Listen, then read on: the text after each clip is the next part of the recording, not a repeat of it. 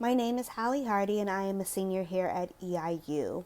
I wanted to take a moment and talk to you guys about an assignment that I had for my technology and society class in regard to the April 2020 edition of National Geographic. Now, the backstory on this article was it was a opinion piece between two different authors, a pessimist and an optimist. Now, just a little bit of a backstory if you don't know what a pessimist is, that would be someone who tends to see the bad in everything, always view everything as the glass is half empty. An optimist, on the other hand, is someone who sees the positive in everything and they always see the glass as half full. National Geographic took two different authors and asked them to write an opinion piece in regard to our possible world damage that could happen by year 2070 in regard to the carbon emissions.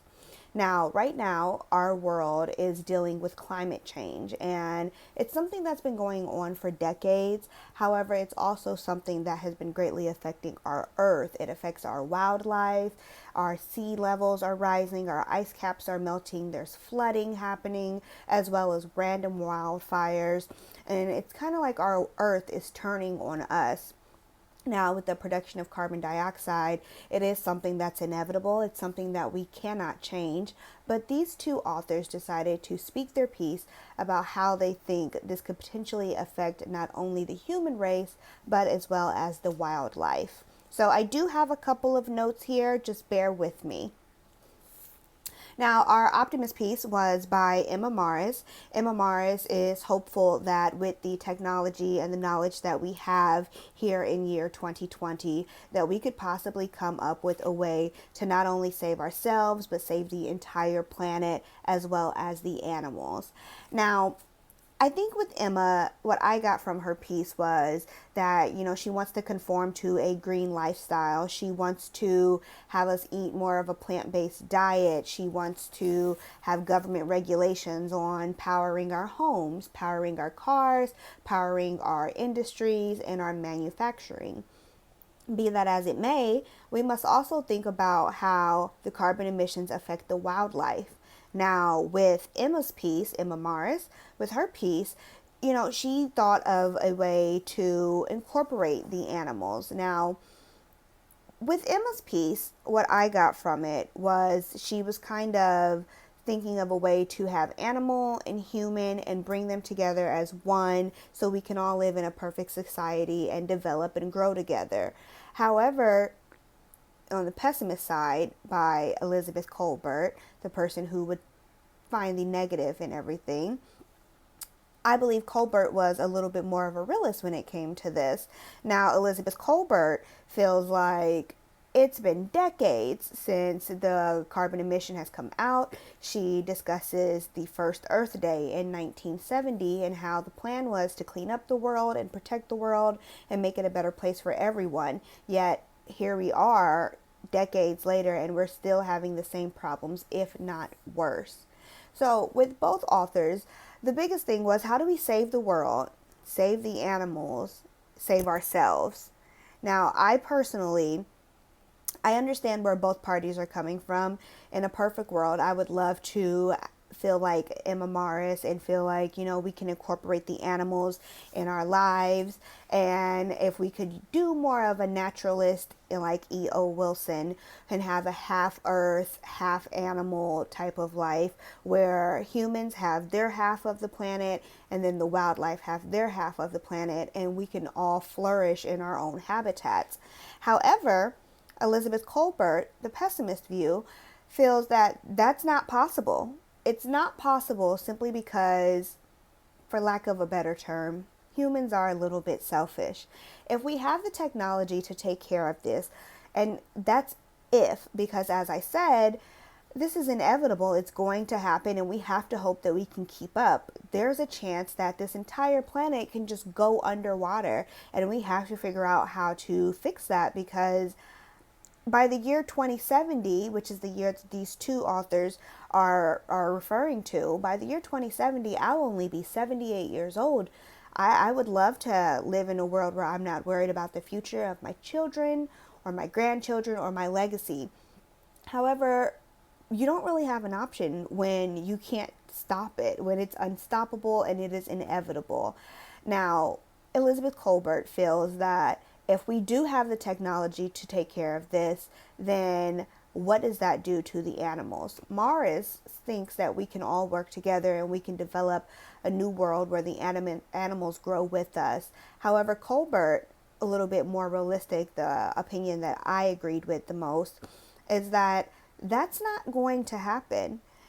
Right now, it's almost like an us versus them when it comes to the animals. And although it's right for the humans to take advantage of the technology that we have, it's not fair to the animals because this was their planet before it was ever ours.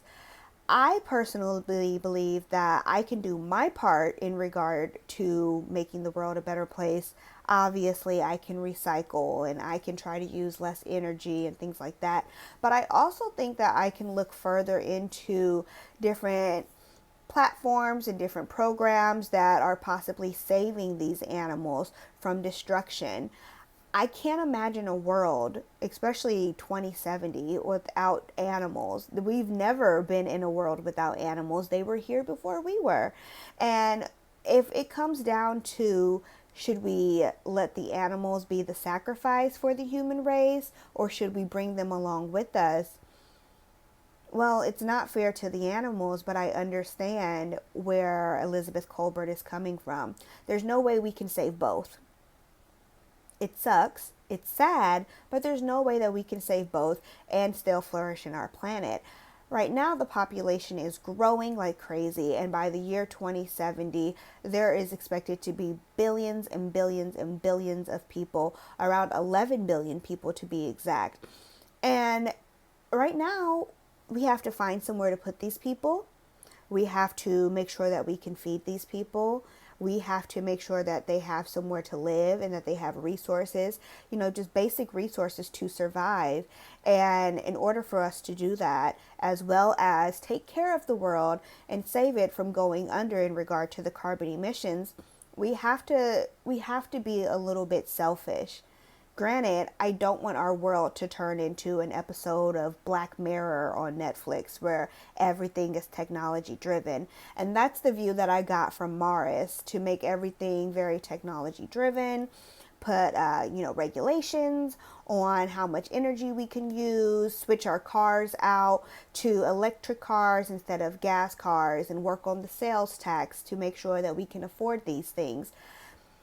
But what is a world like that if we're constantly being monitored, we're constantly watching out? It's inevitable. Carbon emissions are inevitable. Therefore, there's nothing that we can do to change it. We can use the technology that we have and we can hope for the best. But in hoping for the best, we must sacrifice something that means the most to our planet. If we get rid of the wildlife, that changes everything with the human race. And not only that, that affects the plant life too. That affects medicines, that affects new studies that could come out, that affects all of these things. And we just have to figure out if we want to go to a completely genetically modified lifestyle, or if we want to fake it until we make it and just hope for the best. I would love to say let's fake it until we make it. However, I know that in a perfect world, it's either us or it's them with the animals. And as sad as it sounds, I personally would like to have a future by 2070.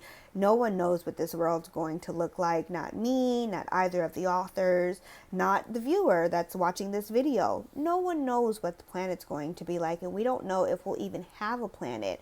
I mean, Australia was on fire for days. That's our planet being destroyed. And these are all things that are happening because of the climate change. I say that as humans, we need to investigate and we need to be selfish, but to an extent. Let's figure out a way that, we can possibly help these animals. Let's look into some of these programs. Let's see if we have the animals for so long, let's see how we can benefit them with the Clean Air Act, the Clean Water Act, the Endangered Species Act. Let's find a way to at least have them comfortable while we still have them here, because there's a possibility that by the time 2070 comes that we just won't. And our new normal may be a completely green and conformed environment where I don't think there will be flying cars above us, but we'll have electric powered homes completely. We will have electric powered cars. We will have electric powered manufacturing to try and clean up the air. And all we can do is hope for the best, hope that it works, and hope that in the end we made the right decision.